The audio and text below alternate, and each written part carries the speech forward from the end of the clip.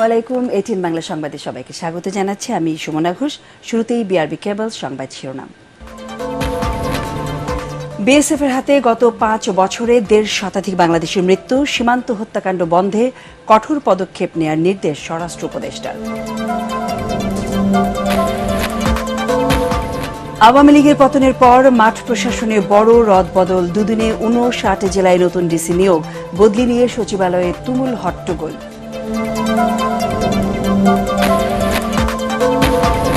ধানমন্ডিতে কলেজ শিক্ষার্থী ফারহানের হত্যাকারীদের ফাঁসি দাবি পরিবারের। রংপুরে আবু সাইদ হত্যা মামলায় 2 পুলিশ সদস্য রিমান্ডে।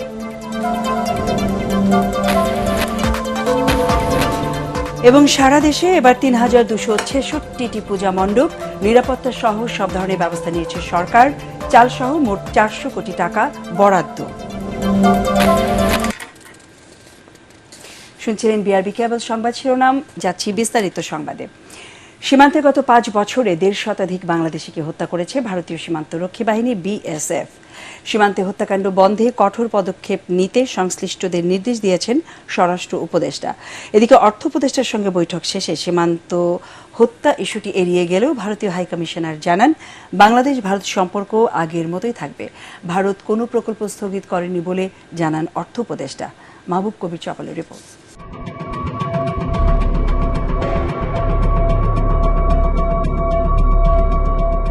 এক সপ্তাহের ব্যবধানে 2 কিশোরীকে গুলি করে হত্যার ঘটনায় ভারত সীমান্তে উত্তেজনা বাড়ছে। এসব হত্যাকাণ্ড এমন এক সময় হলো যখন 2 দেশের সম্পর্কের কিছুটা টানাপোড়েন চলছে। তবে এবারই নতুন নয়। 13 বছর আগে কুড়িগ্রামে কিশোরী ফেলানীর হত্যাকাণ্ড নাড়িয়ে দিয়েছিল গোটা বিশ্বকে।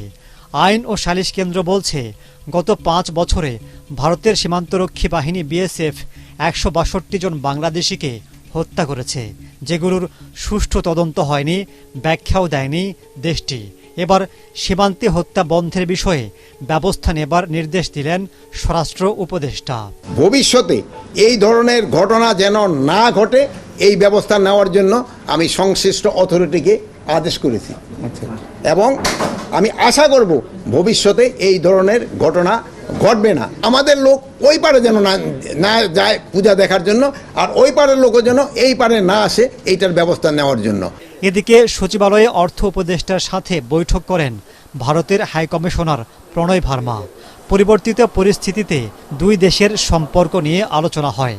সীমান্তে হত্যাকাণ্ডের বিষয়ে সরাসরি উত্তর না দিলেও বন্ধুত্বপূর্ণ সম্পর্ক এগিয়ে নেবার কথা বলেন তিনি।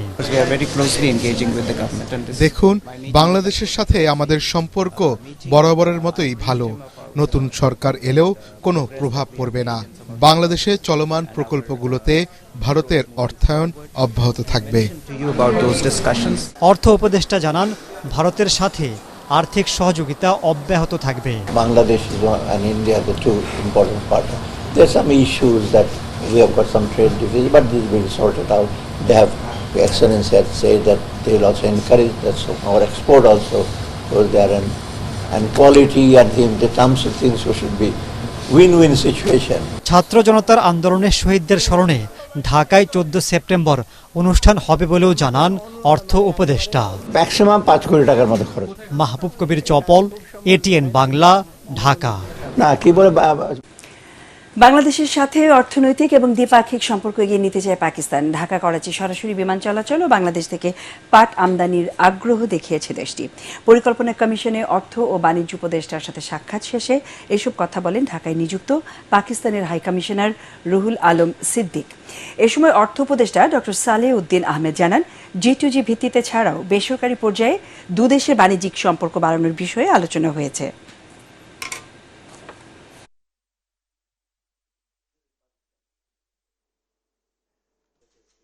We are looking forward to have greater and more in-depth economic and trade cooperation and interaction with Bangladesh, inshallah, in the coming days. পাকিস্তানের সাথে আমাদের ব্যবসা বাণিজ্য অনেকটা আপনার স্থিমিত ছিল, মানে অনেক দিন যাবত, তাই না, বিভিন্ন কারণে। বাণিজ্যের ব্যাপারে G2G এর চেয়ে হলো প্রাইভেট সেক্টর, ওরা বেটার। এবং ওরা একটা বিষয় খুব আগ্রহ প্রকাশ, আমাদের জুট প্রোডাক্টটা খুব অ্যাট্রাকটিভ, ওরা জুটের বিভিন্ন ভেরিয়েশন, ওরা এত টাকা ছিল না, জানা ছিল না। ভালো আরেকটা জিনিস ওরা চেষ্টা করবে ডিরেক্ট ফ্লাইট, এটা বহু আগে ছিল, তাই না, ঢাকা করাচিতে ছিল, লাহোরে ছিল আগে, এখন ঢাকা করাচিতে ফ্লাইট ওপেন করতে পারে। দেশের আরও 34 জেলায় নতুন জেলা প্রশাসক নিয়োগ দিয়েছে অন্তর্বর্তীকালীন সরকার। এই বিষয়ে প্রজ্ঞাপন জারি করেছে জনপ্রশাসন মন্ত্রণালয়। এতে বলা হয়, জনস্বার্থে জারি করা এই আদেশ অবিলম্বে কার্যকর হবে। এর আগে গতকাল 25 জেলায় নতুন ডিসি নিয়োগ দিয়ে প্রজ্ঞাপন জারি করে সরকার। এই নিয়ে দুদিনে 59টি জেলায় নতুন জেলা প্রশাসক নিয়োগ দেওয়া হলো। গত 5 আগস্ট আওয়ামী লীগ সরকারের পতনের পর মাঠ প্রশাসনে এটিই হলো সবচেয়ে বড় পরিবর্তন।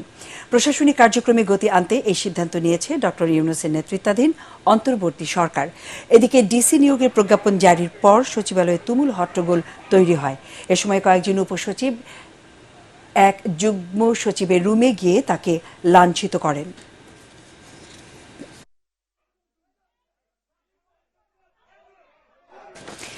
আওয়ামী লীগ সরকারের শাসনামলে দেশের প্রতিটি প্রতিষ্ঠান ধ্বংস করা হয়েছে বলে দাবি করেছেন অন্তর্বর্তীকালীন সরকারের প্রধান উপদেষ্টা ডক্টর মোহাম্মদ ইউনূস। নেদারল্যান্ডসের রাষ্ট্রদূত ইরমা ভ্যান ডোরেন সৌজন্য সাক্ষাৎ করতে গেলে তিনি বলেন, শিক্ষা, অর্থ, শ্রম খাত, নির্বাচন কমিশন, বিচার বিভাগ সহ প্রতিটি ক্ষেত্র সংস্কার করতে সরকার প্রতিশ্রুতিবদ্ধ। প্রতিষ্ঠানগুলোকে নতুন করে গড়ে তুলতে ডাচ সরকারের সমর্থন চান ডক্টর ইউনূস। বাংলাদেশে আশ্রয় নেওয়া রোহিঙ্গাদের বেড়ে ওঠার পাশাপাশি তাদের শিক্ষিত ও প্রশিক্ষিত করার পক্ষে মত দেন প্রধান উপদেষ্টা। অন্তর্বর্তীকালীন সরকারের প্রতি সমর্থন জানিয়ে নেদারল্যান্ডসের রাষ্ট্রদূত বলেন, বাংলাদেশের সাথে কৃষি, সামুদ্রিক শিল্প, পরিবেশ এবং বন্যা ব্যবস্থাপনা সহ নানা ক্ষেত্রে সহযোগিতা করতে চায় তার দেশ।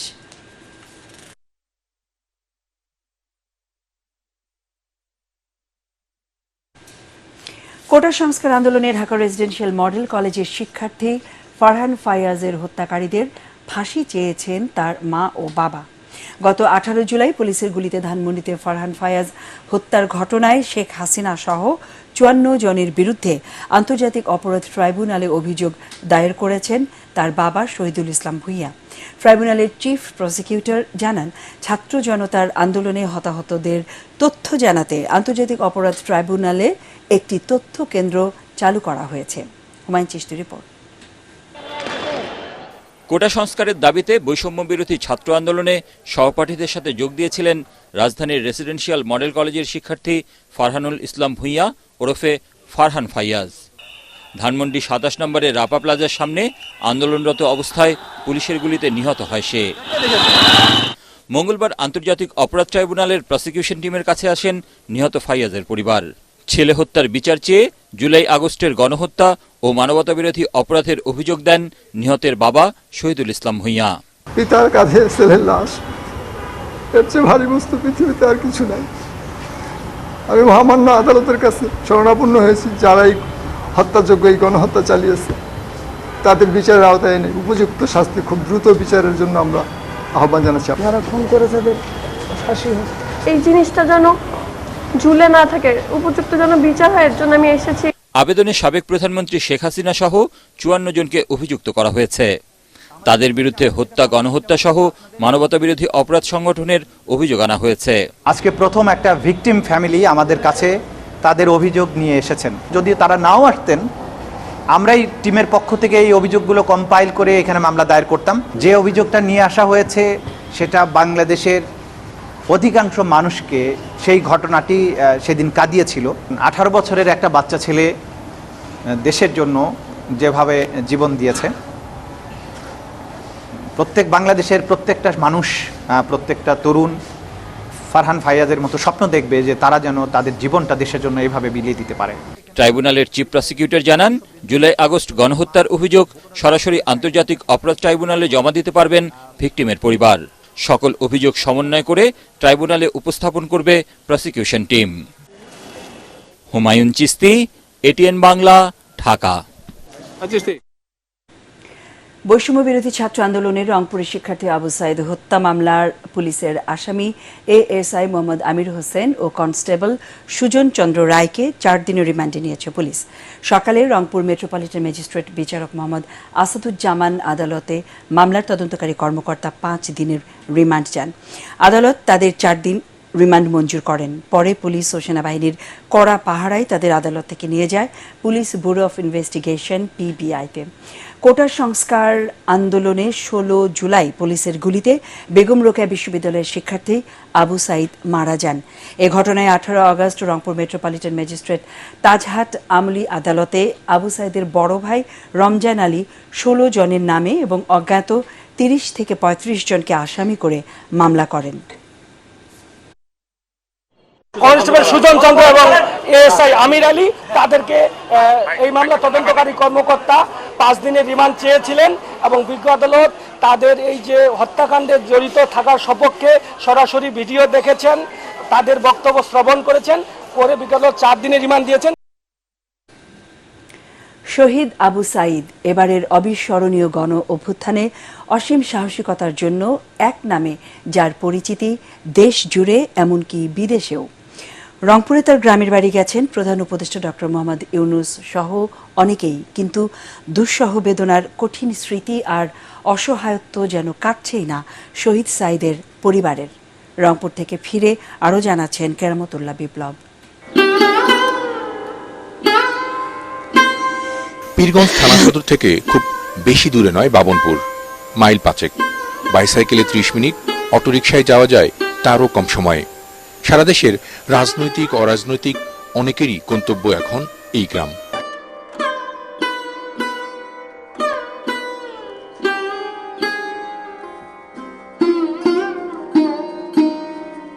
ছেলের এই ছবি দেখেননি আবু সাইদের বাবা মকবুল হোসেন। বাড়িতে টেলিভিশন, হাতে স্মার্ট ফোন নেই তার।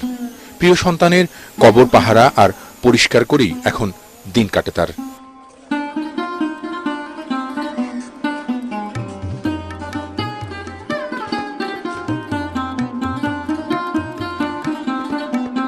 দেশের নানা প্রান্ত থেকে প্রতিদিন অনেক মানুষ আসেন আবু সাইদের কবর দেখতে। বাবা মকবুল হোসেনকেও দেখেন তারা, তাদের সাথে কথা বলেন আর কাঁদেন মকবুল, যা ছুঁয়ে যায় অন্যদেরও। আমার ছেলে হত্যা করছে, সেই ছেলের যেন সুনির্দিষ্টভাবে যারা দোষী তাদের যেন বিচার হয়। এখনো সামর্থ্যহীন আবু সাইদের পরিবার। উপার্জনক্ষম কেউ নেই। বড় এক ভাই দিনমজুরি করেন, তার সংসারেও দৈনতা। আবু সাইদ শহীদ হওয়ার পর বাবনপুরের এই বাড়িতে এসে প্রতিশ্রুতি দিয়েছেন অনেকেই, কিন্তু পরিবারটির সচ্ছল স্বাবলম্বী হওয়ার বন্দোবস্ত এখন হয়নি। চাওয়া পাওয়ার এমন কিছু নাই, আর 10 সকলে আমার ছেলের জন্য দোয়া করবেন। আর এমন একটা কথা হলো কি যে আমার দিকে যেন সরকার যেন সুনজরে দেখে। আমার আর্থিক অবস্থা খুব একটা ভালো নয়। দুটি মাটির ঘর নিয়ে আবু সাইদদের বাড়ি। তার চারপাশ ঘিরে সিসি ক্যামেরা বসিয়েছে স্থানীয় প্রশাসন। মোবাইল অ্যাপসে তা পর্যবেক্ষণ করা হচ্ছে। কবরের পাশে আছে গ্রাম পুলিশের পাহারা। গ্রামবাসীরা শুনেছিলেন ঢাকা থেকে আসা কেউ কেউ গ্রামে আবু সাইদের পরিবারকে নতুন বাড়ি করে দেবে। কেউ বলেছিলেন ভাইদের চাকরি দিয়ে পরিবারটির অভাব ঘোচানো হবে। এসবের কিছুই এখনো হয়নি। মকবুল হোসেন অবশ্য তার সন্তানের আত্মত্যাগের বিনিময়ে কিছুই চান না, বরং ছেলে হারিয়েও গর্বে দেশের পরিবর্তনে বেশ খুশি তিনি। যদিও টিউশনির টাকা দিয়ে পরিবারটি চালাতেন শহীদ আবু সাইদ। আমরা যারা জানি যে আবু সাইদের ত্যাগের কারণে বাংলাদেশ নতুন মাত্রা পেয়েছে, এই দেশ আবারও স্বাধীনতার স্বাদ পেয়েছে, সেই মানুষেরা জানি না যে আবু সাইদের পরিবার রংপুরের নিভৃত এই গ্রামে কেমন আছে। আবু সাইদের বাবা বলছিলেন ছেলেকে হারিয়ে শোক নয়, তিনি নতুন এক মাত্রার স্বাধীনতা পেয়েছেন, জানিয়ে গর্বিত তিনি, এবং তার এই গর্ব যাতে ভবিষ্যতের বাংলাদেশ শান্তিপূর্ণ সমৃদ্ধিশালী হয়। কেরামতুল্লাহ বিপ্লব, ATN বাংলা, বামনপুর, পীরগঞ্জ, রংপুর। গত 16 বছরে দেশের আইন ও সংবিধান জনগণের মানবাধিকার রক্ষা করতে পারেনি বলে মন্তব্য করেছেন তথ্য উপদেষ্টা নাহিদ ইসলাম। তিনি বলেন, এখন সব ক্ষেত্রে সংস্কার প্রয়োজন। বৈষম্য বিরোধী ছাত্র আন্দোলনে উত্তরায় গুলিতে নিহত নর্দার্ন ইউনিভার্সিটির ছাত্র আসিফ হাসানের স্মরণে আয়োজিত অনুষ্ঠানে ছাত্র আন্দোলনের অন্যতম এই সমন্বয়ক বলেন, কেবল বিভিন্ন পদে থাকা ব্যক্তি নয়, দরকার এখন ব্যবস্থাপনারও পরিবর্তন। রিপোর্ট রাসনা দাসের। ছেলেকে হারিয়ে নির্বাক বাবা, বুক ভরা আশা নিয়ে ছেলেকে যে বিশ্ববিদ্যালয়ে ভর্তি করেছিল, আজ সেখানেই ছেলের স্মরণ সভায় উপস্থিত হয়ে প্রতিটি মুহূর্ত অঝরে কাঁদতে দেখা যায় তাকে।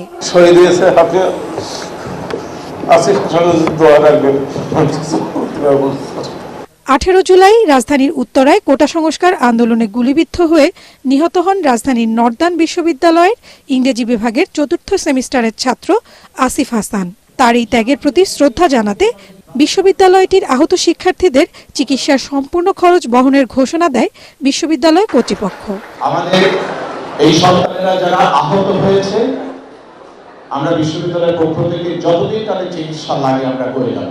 এ সময় 5 আগস্ট অর্জিত দ্বিতীয় স্বাধীনতার সুনাম রক্ষায় যে কোনো পরিস্থিতিতে আইন নিজের হাতে তুলে না নেওয়ার আহ্বান জানান বৈষম্য বিরোধী ছাত্র আন্দোলনের সমন্বয়করা। যারা ছাত্ররা আছি, আমার আহ্বান থাকবে আপনাদের প্রতি, আপনারা কেউ আইন হাতে তুলে নেবেন না, আপনারা আইনকে সহযোগিতা করবেন। আগামী বাংলাদেশে আমাদের প্রত্যেকের দায়িত্ব হবে নিজ নিজ জায়গা থেকে সেই দেশপ্রেমকে সম্মান জানানো। অনুষ্ঠানে ডাক, টেলিযোগাযোগ ও তথ্য উপদেষ্টা নাহিদ ইসলাম বলেন, পদ্মা সেতু ও মেট্রো রেলকে প্রতীকী হিসেবে ব্যবহার করে উন্নয়নকে কুলুষিত করেছে শেখ হাসিনা সরকার। আইন শৃঙ্খলা বাহিনীকে দেশের মানুষের বিপক্ষে নির্যাতন নিপীড়নের হাতিয়ার হিসেবে ব্যবহার করে বাহিনীর সুনাম ক্ষুণ্ণ করেছে বলেও অভিযোগ করেন তিনি। আন্দোলনের মাঝে গুলি চালানো হয়েছে, সেই সংবিধান এবং আদালত আমাদের কিন্তু সেফগার্ড হিসেবে ভূমিকা পালন করতে পারে নাই। ফলে এই সামগ্রিক বিষয়ে আমাদের কিন্তু সংস্কারটি করা লাগবে এবং করলেই কেবলমাত্র আমরা যে স্বপ্নটি দেখছি সেই স্বপ্নের প্রকৃত বাস্তবায়ন সম্ভব। পরে নর্দার্ন বিশ্ববিদ্যালয় ক্যাম্পাসে স্থাপিত আসিফ চত্বরের ফলক উন্মোচন করেন শহীদ আসিফের পরিবার ও অতিথিরা। যমজ ভাই রাকিব হাসান জানান, ভাইকে ছাড়া প্রতিটি মুহূর্তের বর্ণনা। সব জায়গায় আমার ভাইয়ের স্মৃতি। রাসনা দাস, এটিএন বাংলা, ঢাকা। মানুষের সাথে তার সম্পর্ক ভালো ছিল। শেখ হাসিনার অতীত ইতিহাস স্বার্থপরের মতো দেশ থেকে পালানো বলে মন্তব্য করেছেন বিএনপির সিনিয়র যুগ্ম মহাসচিব রুহুল কবির রিজভী। তিনি বলেন, গত 15 বছরে শেখ হাসিনা এত অন্যায়, অবিচার ও দুর্নীতি করেছে যে জনরোষ থেকে বাঁচতে তাকে দেশ থেকে পালাতে হয়েছে। যাত্রাবাড়িতে ছাত্র জনতার গণ আন্দোলনে পুলিশের গুলিতে নিহত কয়েকটি পরিবারের সদস্যদের মাঝে বিএনপির সহায়তা তুলে দিতে গিয়ে রিজভী এসব কথা বলেন। ডিসি নিয়োগ সহ বিভিন্ন প্রতিষ্ঠানের রদবদলে আবারও স্বৈরাচার শেখ হাসিনা সরকারের আস্থাভাজন ও সুবিধাভোগীদের পুনর্বাসন করা হচ্ছে বলে অভিযোগ করেন বিএনপির এই মুখপাত্র। যদি দেশপ্রেমিক ব্যক্তি হতেন, দেশের মানুষের কল্যাণ করতেন, অন্তরে সততা থাকলে সাহস করে মানুষ দেশের মধ্যেই থাকে। বেগম খালেদা জিয়াকে কখনোই কত চেষ্টা করেছে, এরশাদ চেষ্টা করেছে, মঈনুদ্দিন ফখরুদ্দিন চেষ্টা করেছে, হাসিনা চেষ্টা করেছে, কারাগারে গেছেন, মিথ্যা মামলায় সাজা ভোগ করেছেন, কিন্তু দেশের মানুষ আর মাটি থেকে তাকে বিচ্যুত করা যায়নি। তিনি বাংলাদেশেই থেকেছেন। শেখ হাসিনার অতীত ইতিহাসও পালানো, এখনো তিনি পালিয়ে চলে গেছেন। এত অন্যায় করেছে, এত অপরাধ করেছে, তার কোনো শেষ নাই। একজন মহিলা ফেরাউনের পদত্যাগের পরে যে স্বস্তির বাতাসটা বইছে, এটা নিশ্চিত করতে হবে অন্তর্বর্তীকালীন যে সরকার থাকে। বিভিন্ন স্থানে বিএনপি নেতাকর্মীরা হামলা, ভাঙচুর ও দখলদারিত্ব কায়েম করেছে বলে অভিযোগ করেছেন গণ অধিকার পরিষদের সভাপতি নুরুল হক নূর। তিনি বলেন, এসবের সুরাহা না করে এখনই বিএনপির সাথে জোট বাঁধতে চায় না তার দল। দুপুরে ফিলিস্তিনের রাষ্ট্রদূতের সাথে বৈঠক শেষে নূর সাংবাদিকদের এসব কথা বলেন।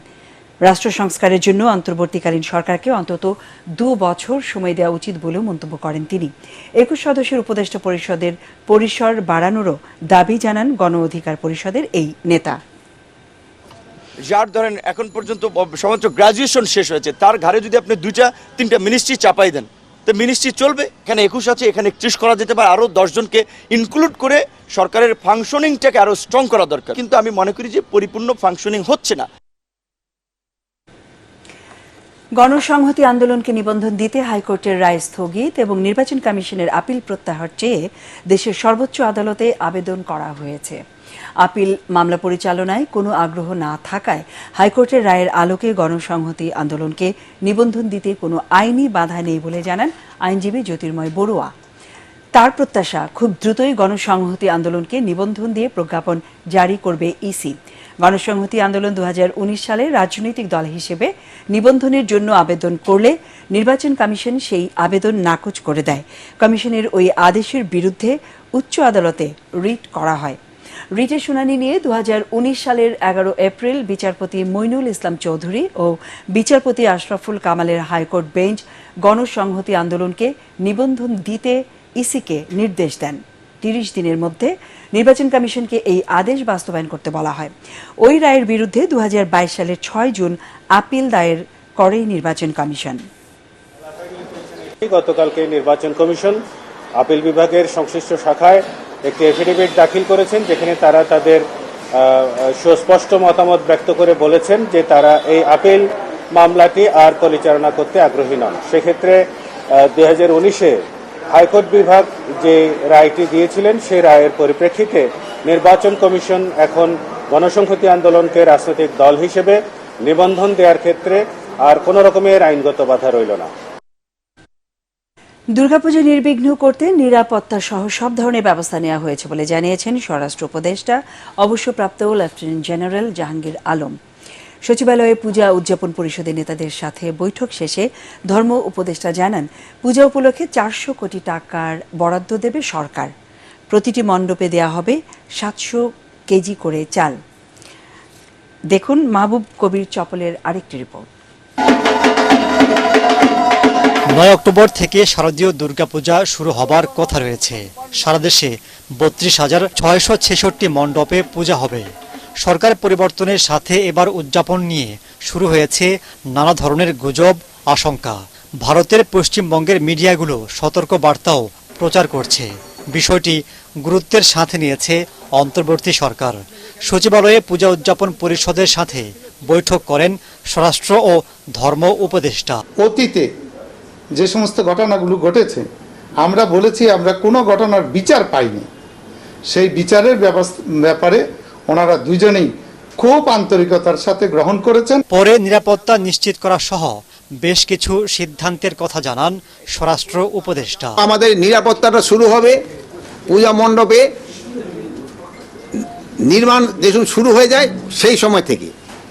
তারপরে আমরা ডিসকাস করছি পূজা মণ্ডপগুলোতে সার্বক্ষণিক নিরাপত্তা নিশ্চিত কিভাবে করা যায়। এটা আজান ও নামাজের সময় যেন কোনো বাদ্যযন্ত্র বা মাইকের ব্যবহার নিয়ন্ত্রণ রাখা, মাইক সেই সময় বন্ধই রাখতে হবে। এটাও ভাই আমাদের সাথে এগ্রি করছে।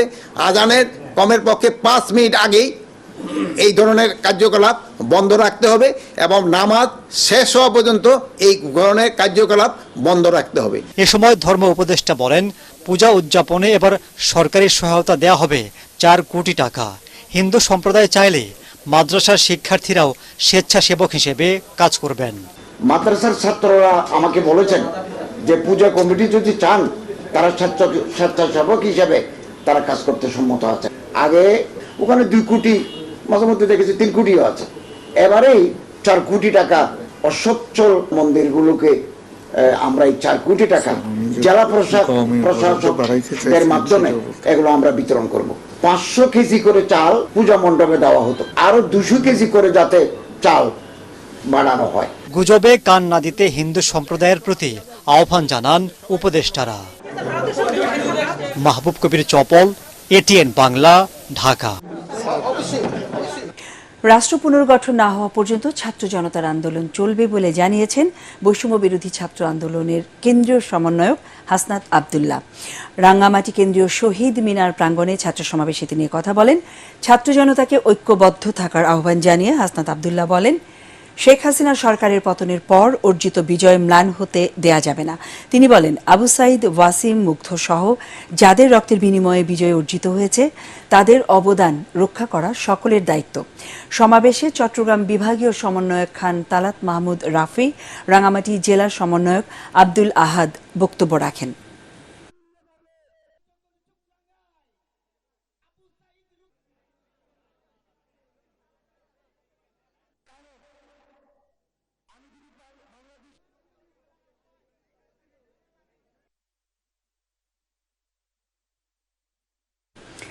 রাজধানীর সায়েন্স ল্যাব এলাকায় ঢাকা কলেজ ও আইডিয়াল কলেজের শিক্ষার্থীদের মধ্যে সংঘর্ষ হয়েছে। দুপুরে দুই কলেজের শিক্ষার্থীদের মধ্যে বেশ কয়েকবার ধাওয়া পাল্টা ধাওয়ার ঘটনা ঘটে। এ সময় অন্তত 15 শিক্ষার্থী আহত হয়। এক পর্যায়ে ঢাকা কলেজের শিক্ষার্থীরা আইডিয়াল কলেজের সাইনবোর্ড খুলে নিয়ে যায়। পরিস্থিতি নিয়ন্ত্রণে আনেন সেনা সদস্যরা। পুরো এলাকায় মোতায়েন করা হয় অতিরিক্ত পুলিশ। তবে কী কারণে এই সংঘর্ষের সূত্রপাত তা এখনো নিশ্চিত হওয়া যায়নি। ঢাকা কলেজের এখনো কিন্তু তারা অবস্থান নিয়ে কারণ বাজারে পেট্রোবাংলার প্রধান কার্যালয়ে ভাঙচুর করেছে Titas gas transmission and distribution company লিমিটেডের কর্মকর্তারা। তিতাস গ্যাসের নতুন ব্যবস্থাপনা পরিচালক নিয়োগের বিরুদ্ধে কর্মকর্তা কর্মচারীদের বিক্ষোভ থেকে এই ভাঙচুর চালানো হয় বলে জানান পেট্রোবাংলার চেয়ারম্যান জ্ঞানেন্দ্রনাথ সরকার। শাহনেওয়াজ পারভেজকে নতুন করে তিতাস গ্যাসের এমডি পদে নিয়োগ দেওয়ায় সকাল থেকে এই বিক্ষোভ করেন তিতাসের কর্মীরা। সকাল 11টার পরে পেট্রোবাংলার প্রধান কার্যালয়ে এই হামলা চালানো হয়। ভাঙচুরের সাথে জড়িতদের বিরুদ্ধে কঠোর ব্যবস্থা নেওয়া হবে বলে জানিয়েছেন পেট্রোবাংলার চেয়ারম্যান।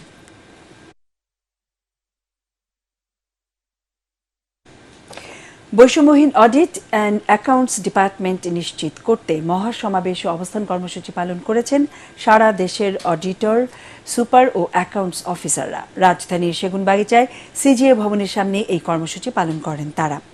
এ সময় অডিটর পদে 2 ধরনের গ্রেডে বিদ্যমান বেতন বৈষম্য নিরসনের জন্য হাইকোর্টের রায় এবং আইন উপদেষ্টা ডক্টর আসিফ নজরুলের মতামতের পরিপ্রেক্ষিতে অডিটর পদকে 2018 এর 23 ডিসেম্বর থেকে 10ম গ্রেডে বাস্তবায়নের দাবি জানানো হয়।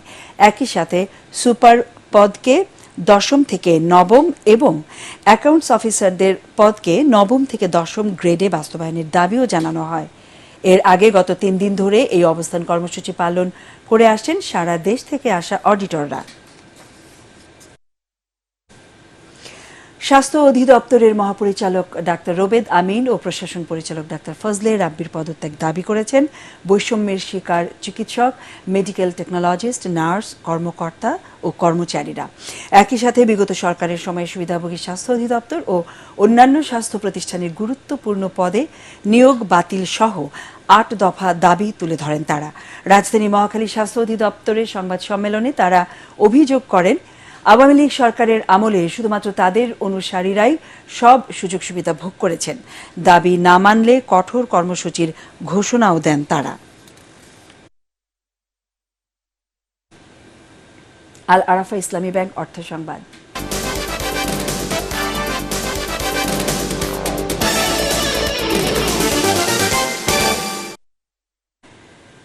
অনেকটাই স্বাভাবিক অবস্থায় ফিরেছে সাভার ও আশুলিয়ার শিল্পাঞ্চল। সকাল থেকে নিয়ম মাফিক শ্রমিকদের বিভিন্ন কারখানায় ঢুকতে দেখা গেছে। কারখানা কর্তৃপক্ষ জানায় শ্রমিকরা সব কারখানায় কাজ করছে। শুরু হয়েছে উৎপাদন। কারখানাগুলোর সামনে সেনাবাহিনী, র্যাব ও পুলিশ সদস্যরা টহল দিচ্ছেন। এদিকে পোশাক শিল্পে নাশকতার মাধ্যমে অস্থিতিশীলতা সৃষ্টির অভিযোগে ইশতিয়াক আহমেদ হৃদয় নামের এক যুবককে গ্রেফতার করেছে পুলিশ। গত রাতে নেত্রকোনা জেলা পুলিশ তাকে গ্রেফতার করে। পুলিশ জানায়, গ্রেফতার হৃদয় ছাত্রলীগের নর্দার্ন বিশ্ববিদ্যালয়ের শাখা কমিটির শিক্ষা ও পাঠ্যক্রম বিষয়ক সম্পাদক।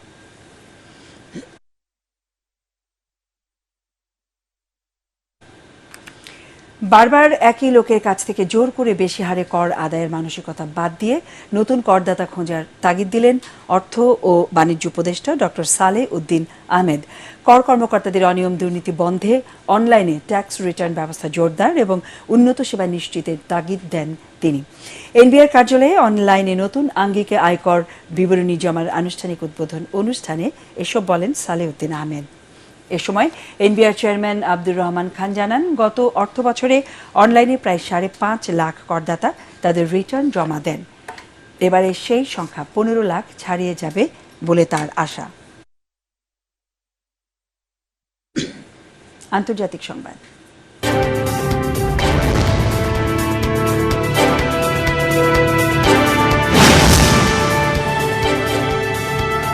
পারমাণবিক অস্ত্রের সংখ্যা দ্রুত গতিতে বাড়ানোর ঘোষণা দিয়েছেন উত্তর কোরিয়ার নেতা কিম জং উন। এজন্য দেশটি একটি পারমাণবিক শক্তি নির্মাণ নীতি বাস্তবায়ন করছে। উত্তর কোরিয়ার প্রতিষ্ঠা বার্ষিকী উপলক্ষে দেয়া ভাষণে তিনি এসব কথা বলেন। উত্তর কোরিয়ার রাষ্ট্রীয় গণমাধ্যম KCN এর খবরে জানানো হয়, ভাষণে কিম জং উন বলেছেন, যুক্তরাষ্ট্র ও তার অনুসারীদের বিভিন্ন হুমকি মোকাবেলার জন্য তার দেশের একটি শক্তিশালী সামরিক উপস্থিতি প্রয়োজন। এদিকে সমতার বিশ্ব তৈরিতে মিত্রদেশ রাশিয়ার সাথে আরও ঘনিষ্ঠভাবে কাজ করার কথাও জানিয়েছেন উত্তর কোরিয়ার শীর্ষ নেতা। নির্যাতিত প্যালেস্টাইনিদের সহায়তায় প্রথম থেকে এগিয়ে আসে বাংলাদেশি কোলা ব্র্যান্ড মোজো। সম্প্রতি তুরস্কের অন্যতম সর্বাধিক বিক্রি হওয়া পত্রিকা ইয়েনি সাফাকে তুলে ধরা হয়েছে মোজো সাপোর্ট প্যালেস্টাইন ক্যাম্পেইনের খবর। দেশটির এক সংবাদকর্মী তার রিপোর্টে জানান, বাংলাদেশি কোলা ব্র্যান্ড মোজো বিক্রি হওয়া প্রতিটি বোতলের জন্য $1 ডোনেট করেছে ফিলিস্তিনিদের সহায়তায়। গত বছরের 7 অক্টোবর থেকে শুরু হওয়া এই ক্যাম্পেইনের আওতায় এখনো পর্যন্ত 9 মিলিয়ন টার্কিশ লিরার সমপরিমাণ বাংলাদেশি টাকা অনুদান দিয়েছে মোজো। মানবতার জন্য এই ক্যাম্পেইনটি ফিলিস্তিন, তুরস্ক সহ বিদেশি বিভিন্ন গণমাধ্যমে ব্যাপক প্রশংসা পেয়েছে।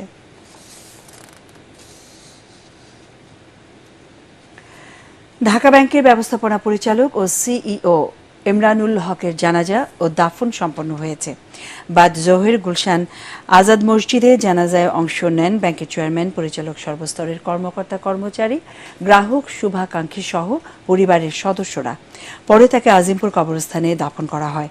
62 বছর বয়সে গত রোববার কলকাতার অ্যাপোলো হাসপাতালে চিকিৎসাধীন অবস্থায় তার মৃত্যু হয়। কয়েক বছর ধরে ক্যান্সারে ভুগছিলেন তিনি। 1998 সালে ঢাকা ব্যাংকে যোগ দেন ইমরানুল হক। পরবর্তীতে ব্যাংকের বিভিন্ন কর্পোরেট শাখার ব্যবস্থাপক, উপব্যবস্থাপনা পরিচালক সহ বিভিন্ন গুরুত্বপূর্ণ পদে দায়িত্ব পালন করেন তিনি। 2020 সালে ঢাকা ব্যাংকের ব্যবস্থাপনা পরিচালক ও সিইও পদে দায়িত্ব দেওয়া হয় ইমরানুল হককে। এবারে পার্টেক্স খেলার খবর।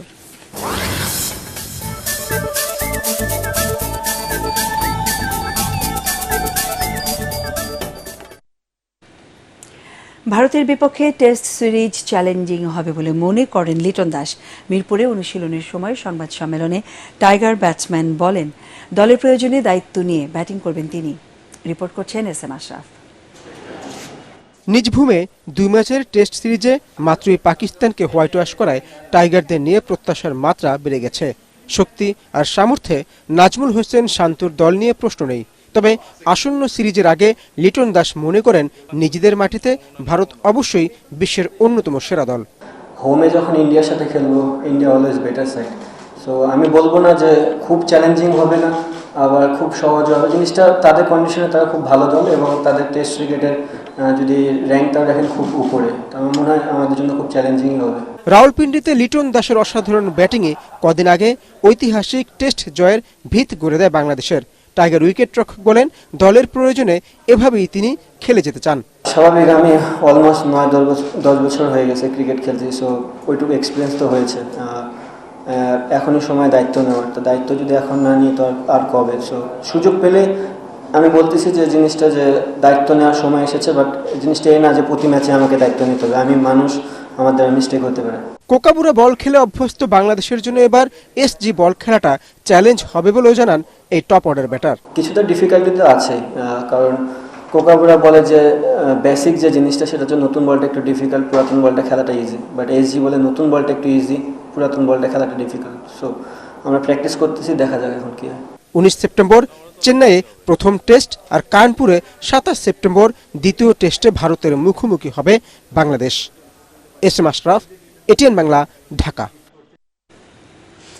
বিশ্বকাপ বাছাইয়ের রাতে কলম্বিয়ার বিপক্ষে মাঠে নামবে আর্জেন্টিনা। দক্ষিণ আমেরিকা অঞ্চলে 7 ম্যাচে 18 পয়েন্ট নিয়ে টেবিলের শীর্ষে আছে লিওনেল স্কালোনির দল। অন্যদিকে 13 পয়েন্ট নিয়ে কলম্বিয়ার অবস্থান 3-এ।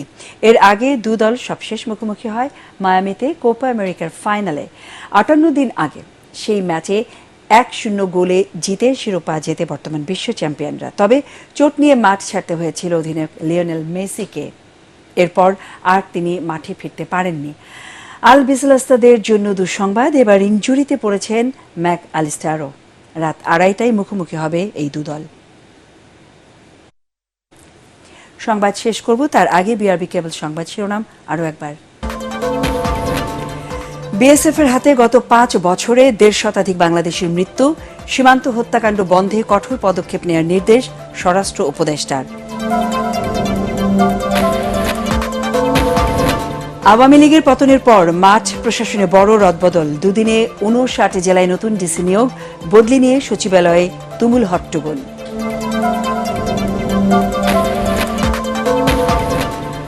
ধানমন্ডিতে কলেজ শিক্ষার্থী ফারহানের হত্যাকারীদের ফাঁসি দাবি পরিবারের। রংপুরে আবু সাইদ হত্যা মামলায় 2 পুলিশ সদস্য রিমান্ডে।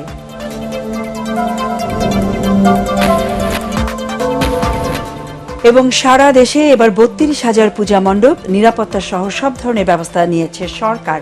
চাল সহ মোট 400 কোটি টাকা বরাদ্দ। আমাদের পরের সংবাদ দেখার আমন্ত্রণ জানিয়ে এখনকার মতো শেষ করছি। এটিএন বাংলা সংবাদ ইউটিউবে দেখতে ব্রাউজ করুন youtube/ATN বাংলা নিউজ। ধন্যবাদ।